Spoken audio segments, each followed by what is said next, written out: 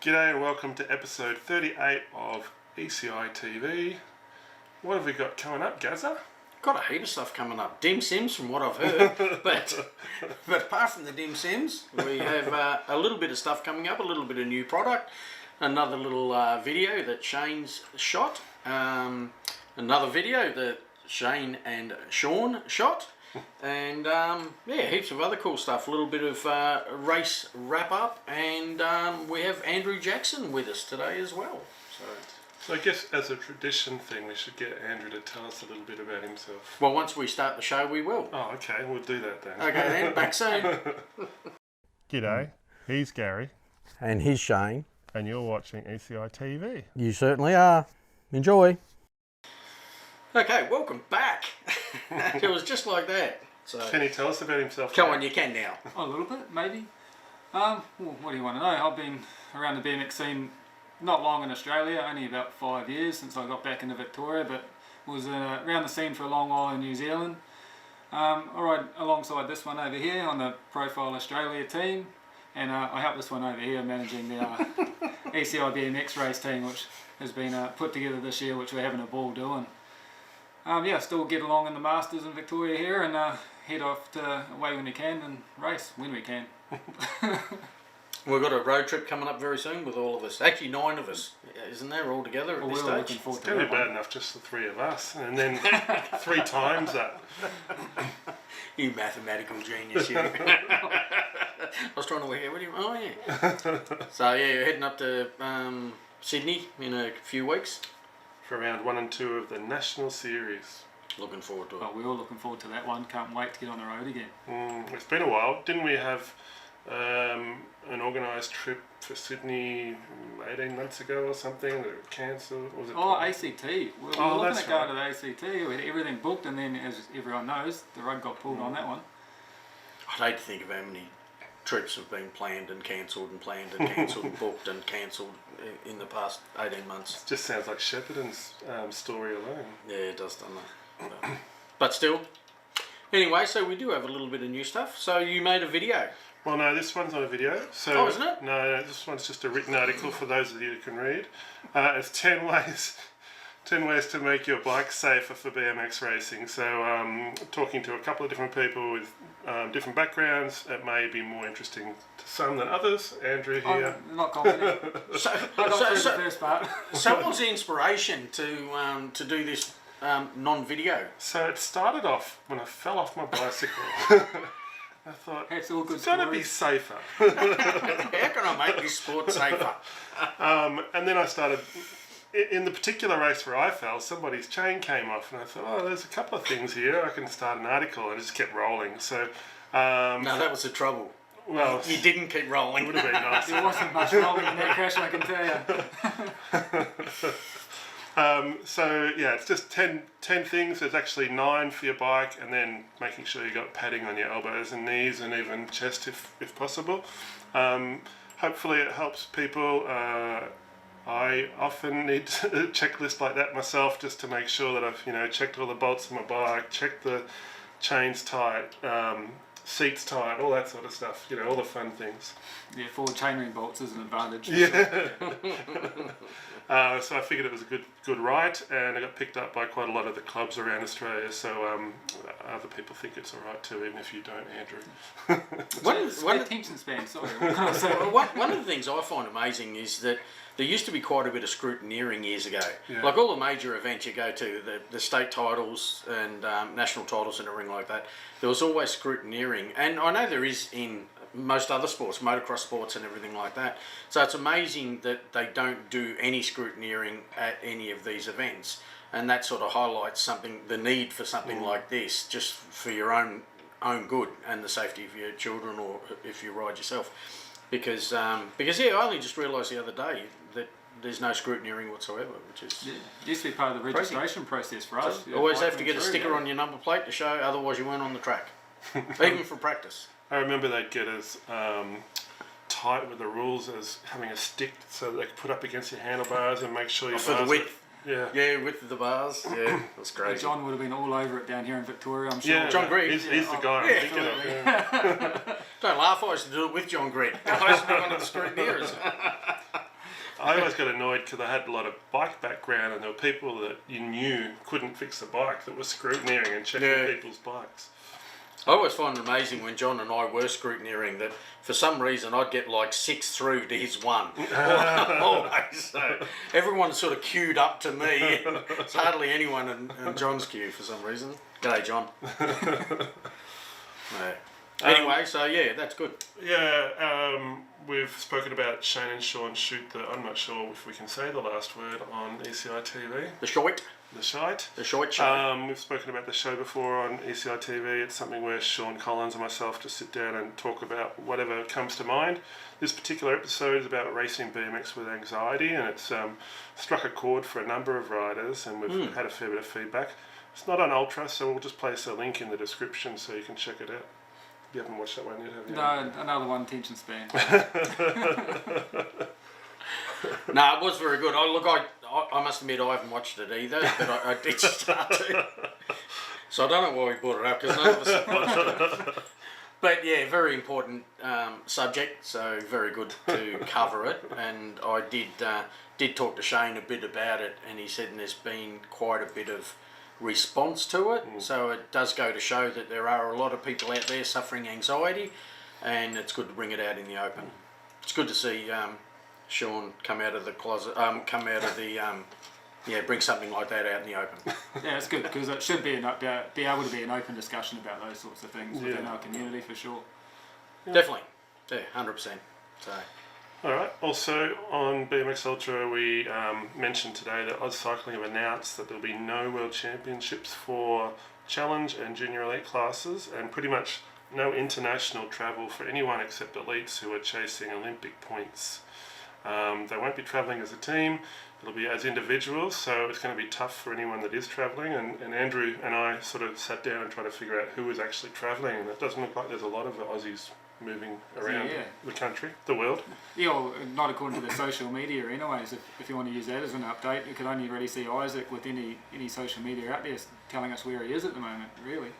And that's because he had already gone. Yeah. You know, I mean, if he was having to head over now, it might be a different situation. But yeah. I think someone mentioned Caroline said she was self-funding to go to Italy. Yep. So Caroline Buchanan will be there as well. But it'll be interesting for the Australian men. We only have one guy qualified for the Olympics, and from discussions we had earlier, it looks like Anthony Dean's the highest qualified Australian rider in 5th position, was it? He is in 5th currently, with Isaac being in 16th, so I we'll guess, see where that goes. Yeah, I guess they'll be pushing to climb back up into that 5th spot in the Olympic rankings and hopefully get 2 positions. But so for a lot of people who aren't aware of it, and I wasn't to a certain degree, is that each country, only the top 5 ranked countries are allowed to have 2 representatives at the Olympics. I think the very top 2 riders, top 2 countries get 3. 3. Yep. So then 3 to 5th rank country gets 2, and anyone below that, and Australia's sitting 6th. Yes, yeah, And really so close we behind 5th. 5th. Only get 1, and 5th's Colombia at the moment. It gets real complicated down the tail end of 2 of those picks as well, because you get individual rankings, country rankings, and you get the country gets its own spot, and it gets real complicated down the bottom end of it. Seems amazing that something as big as the Olympics, that Australia has 1 representative in the elite men's. It'll be the first time since BMX has been in the Olympics we've had less than 2 riders. Actually, Insane. probably less than 3 riders, thinking about it. The last Olympics was 3. I think all 3 Olympics so far. But yeah, for sure. That's crazy. Yeah, so it's obviously a very difficult thing for anyone to qualify for when there's 1 position available. Well, there's also less positions for men. They went for an equality split, I think that's what they call it. Yeah. So instead of having 16 women, 32 men, I think it's 24 of each now. So it's harder to find a position as a male competitor, and maybe potentially more positions available to the females now that the class is slightly bigger. Incredible. Yeah, we've got 2 women's spots. I think that Say are already over in Europe, so she'll be ready to go. And then Lauren, I'm pretty sure, is headed that way as well. Yeah. And I'm sure that Caroline will be trying to nudge her way into a 3rd Olympics. Rightly so. Something else on Ultra was Supercross have a couple of new Mad Scientist t-shirts. I don't know if you guys have seen those. They look pretty cool. Pretty cool t-shirts. No, I haven't. It's interesting now that we've discussed in the past that because of COVID, manufacturing slowing down, so it's interesting to see what some of the manufacturers are doing to sort of generate some more interest and create new products. And I guess t-shirts are going to be the new thing because they're easier to crank out. But yeah, it's nice looking t-shirts. It was only in white though? Was there a black version? No, there's two whites. One had a big print on the front, and the other one had a big print on the back. I'm too grubby for white, like a black t-shirt. On that subject of manufacturing, it's I know we've covered it quite a bit, but I was actually talking with Profile recently, and just trying to get product into Australia, and they actually stated they're currently selling twice what they can manufacture in a day. So it's not just the overseas manufacturers and the lead times and everyone delayed, but the popularity of BMX and bicycles in general means that someone as big as Profile, as much as they manufacture in a day, they're actually selling twice what they can manufacture. So virtually every day they're going backwards trying to get inventory in stock. So that just, the main reason I wanted to bring that up is, you know, don't shoot the messenger, because you know, you go into a bike shop, try and order cranks, or no matter what brand it is, whatever you go in to order, the bike shop, the wholesaler and the manufacturer, all the way up the line, is trying to do their utmost to get products out there. But unfortunately, it's just the way it is at the moment, and I can see it being like this for another 12 months at least, until everyone's able to catch up. So you know if that's like a raw material problem or just a machine Part time of problem? Part of it's a raw material problem. The machine time is most of it. Because obviously, like any manufacturer, they're limited as what they can produce in a day, and the popularity of the products means that their sales are just skyrocketing. On the other hand, the tubing that they use, the 19mm tubing that they use to manufacture the normal race cranks that have been around for a million years, that they've always got in stock, and bulk amounts in stock. They're totally out of 19mm tubing, and they're not getting their next delivery until the middle of July. So when you think about the sales and the back orders virtually leading up to July, and then once they do get that tubing, if they get it in July, how long it's going to take before they can manufacture and fulfill any back orders before they can start to put stock on the shelf. So virtually, you know, your normal race cranks that have always been a staple is something that I don't believe we're going to see readily available for a minimum of 6 months. So that's just an indication to the audience out there to turn around and just sort of bear with it, and don't blame the store you're going into to try and buy some, or the distributor or the manufacturer or anything. It's just the way the world is at the moment. And it's absolutely not just Profile, is it? It's no, I'm only using that because that's who I've been dealing with recently in regards to this issue. It's across the board, there's no question about that. And you know, we do live in a little bit of a bubble in Australia, and fortunately, in the way it's been managed, the COVID side of things in Australia, we're very, very fortunate to live how we do.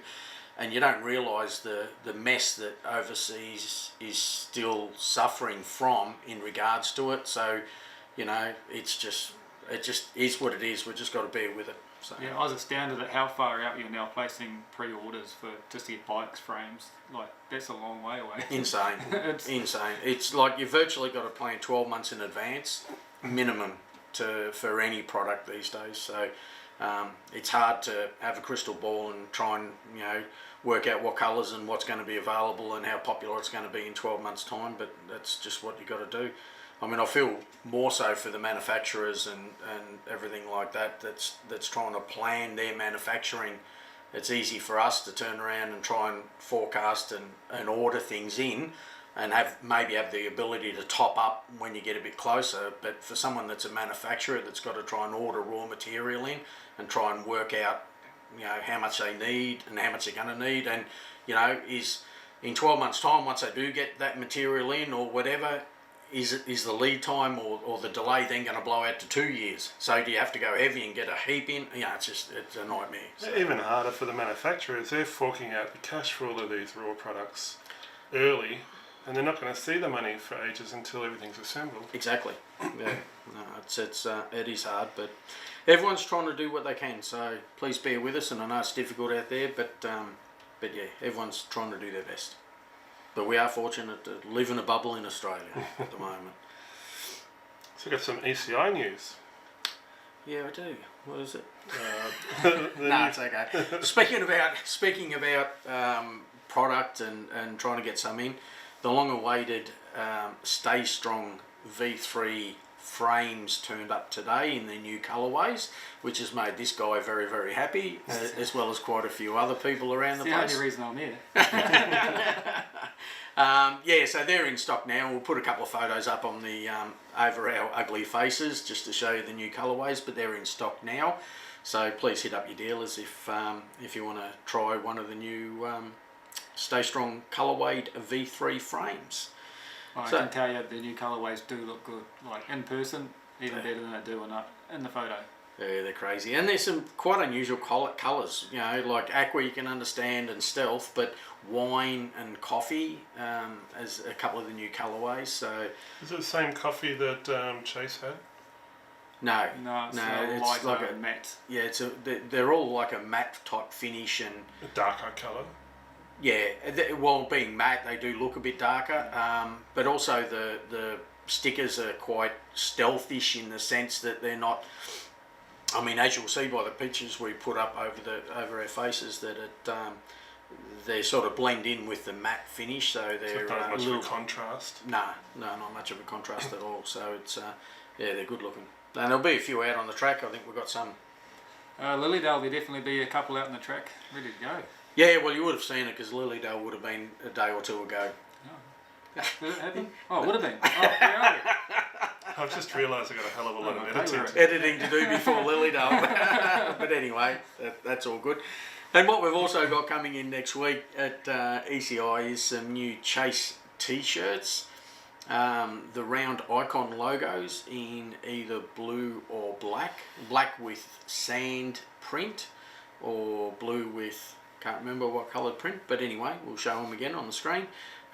In ranges from small up to double extra large, and we'll also have the same print but in hoodies as well coming in next week. So again, the round icon logo in black or blue, in small to double extra large. So yeah, they'll be arriving next week, and be up on our site probably as this goes to air, if you're interested in having a look. Also got a little happy birthday to Salo. Yeah. Did I miss something? No. Well, you did, but we'll get back to it. Oh, I did too. So, since it's Anthony Dean's birthday and Andrew's such a big fan, he's wearing green and Oh, gold. I'm all patriotic about it this year. And he's 30. I can't believe he could race us in the Masters now. So happy birthday, Anthony. Yes. Sweet. Now, backpedaling a little bit, there was a product that I missed, and I don't know why I missed it because it's right in front of me. And yeah, so we've been talking for a few weeks about the XLC hubs and wheel sets, and Ryan and I had an opportunity to mess around with the hubs the other day and see how the disc and non-disc side of things sort of plays out. So we thought we'd show you. So that's the rear hub comes in two. It comes in either 120 or a 24 ratchet ring configuration, and they both come as a standard V-brake hub with a pretty cool little adapter on this side. So once you take the lock ring off, there's a little guard, and you get a couple of different styles of ISO adapters, but this one's just a position one, the version that we carry here. That slots onto a notched shaft. That then you get your disc. Maybe. You might get it.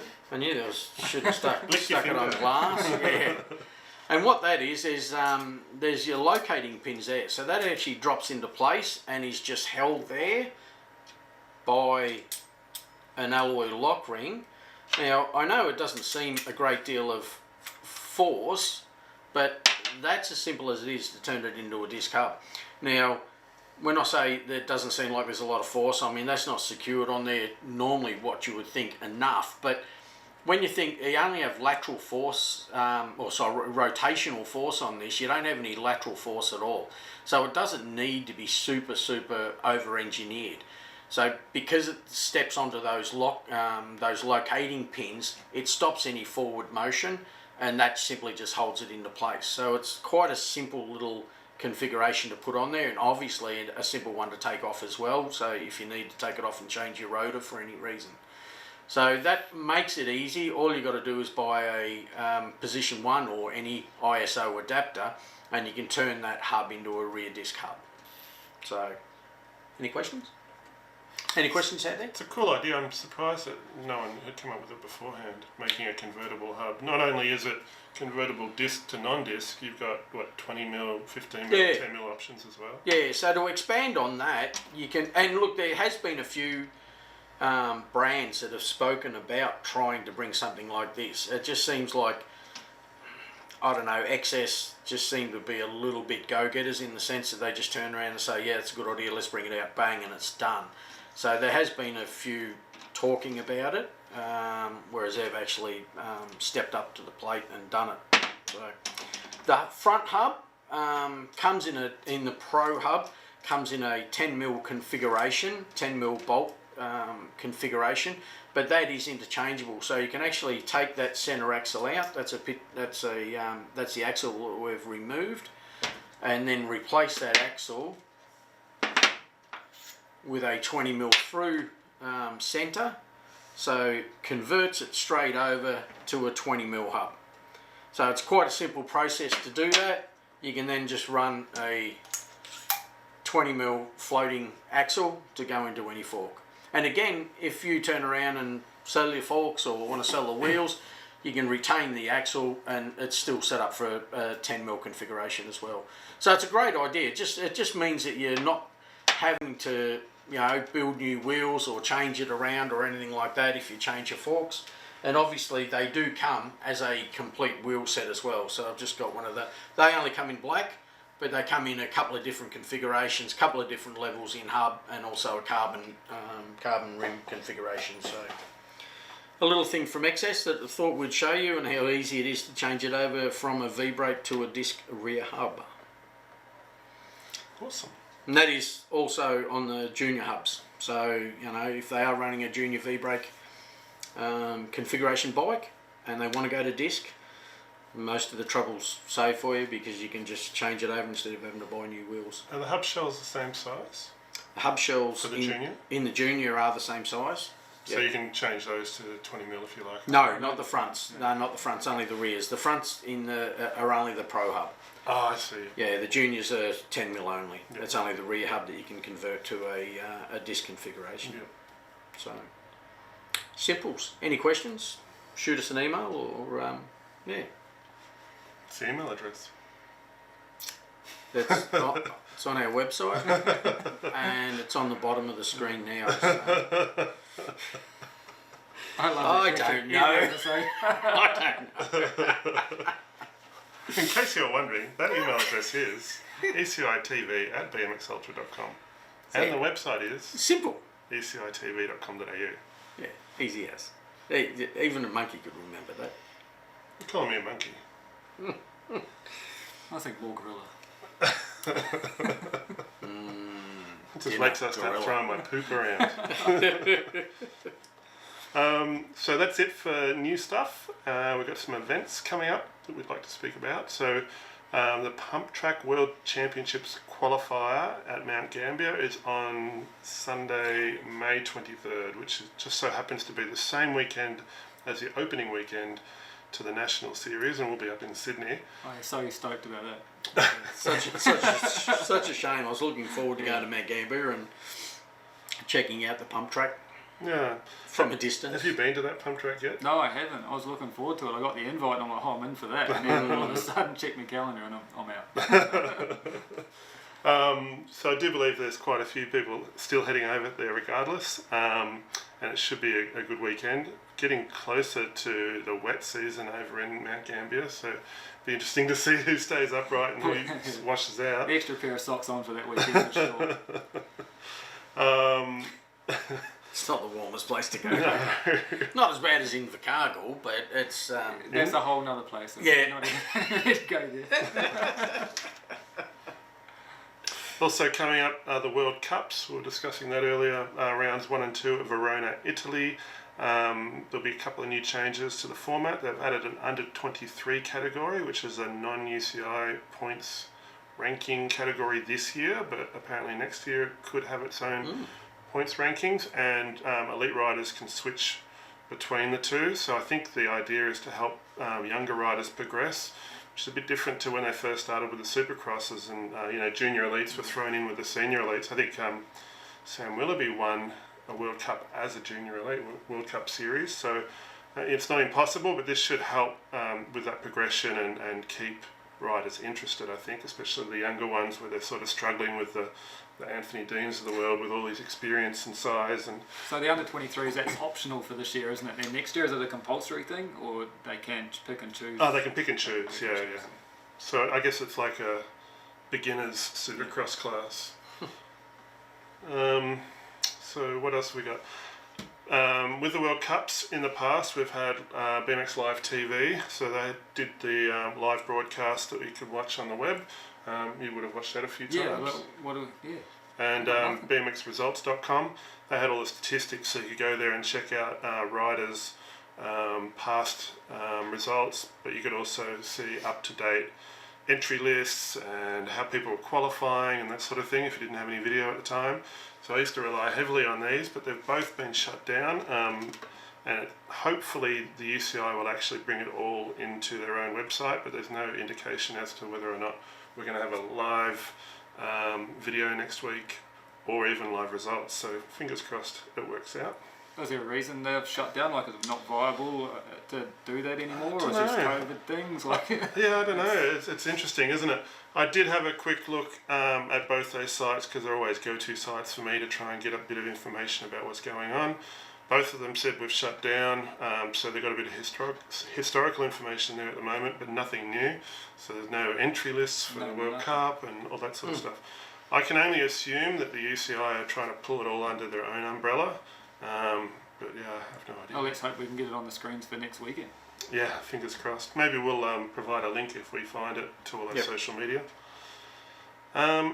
This weekend, an event we're all going to, and we're going to cover for ECITV, is Lilydale's Conquer the Valley. So that'll be on Sunday. Yeah, looking forward to that one. Shoot a bit of footage and everything and pop it in at the end of the show. Andrew's going to do a backflip for us. Yeah, no. I think I'm going to be able to get on my bike at this stage. We'll see how we go. So that's about it. Anything that you'd like to see at World Cups? Like to see Michael Bias push his way into Olympic qualifying? I'd just like to watch the World Cup, would be nice at this stage. Hopefully that's a thing. But yeah, of course I always want to support back in New Zealand. Michael, good luck. Hope it all goes well. Oh yeah, we should say good luck too. Michael's a regular on the show, we should at least do that. Good luck, mate. So we've got a whole bunch of events coming up, so we'll just list through those, and you can either take off or listen to us. Or whatever you want to do. So obviously the National Series we spoke about earlier, May 22nd and 23rd at Sydney BMX Club in New South Wales, so we're all heading up to that one, looking forward to it. In New South Wales this weekend, May 2nd, Penrith BMX Club. Northern Territory, May 1st at the Satellite City Club, May 2nd at Jingley. So That'd that's be the, so good. That'd be the so good. final round of the World Championships qualifier, and we're not sure if that even matters anymore. Yeah. Queensland on May 15th and 16th is Atherton BMX Club. That's a State Series round. In South Australia this weekend, Happy Valley BMX Club have a State Series round. In Tasmania on May 1st, so tomorrow, which works out to Saturday just gone, depending on our editing. So that was a couple of days ago. So we'll see if we can provide some results for some of these. And May 16th at Rockingham BMX Club in Western Australia. So that's it for upcoming and events that we probably have to show you results for because they're gone by the time we're editing. So confusing. It is. I can't live in the future. Alright, that's it. Thanks very much for joining us, and thanks Andrew for jumping in. Thanks for having me. Well, that's okay. It's good to have a rose between two thorns again, as we've had previously. So, no, I don't know if I'm any Jake Hall, but I think I've done it right. Maybe not as pretty. No, thanks very much, everyone, and hope you enjoyed this week's show or this fortnight's show. And we'll have a heap of coverage coming up, and a few highlights from Lilydale's Conquer the Valley should be after this. Hopefully, if we record it Sunday prior to editing Monday, and this going to air Tuesday or Wednesday. So it's quite simple. It's just like Back to the Future. Okay, everyone, stay safe out there. Cheers. See you all. See you. I need to get that clear in my head before I even write it all down. These are the results we're going to present. Yeah, I know. The whole recording in future. I know. Like, yeah. It's like, when did it happen? Has it happened? Is it going to it happen? hasn't happened yet, but we're sort of trying to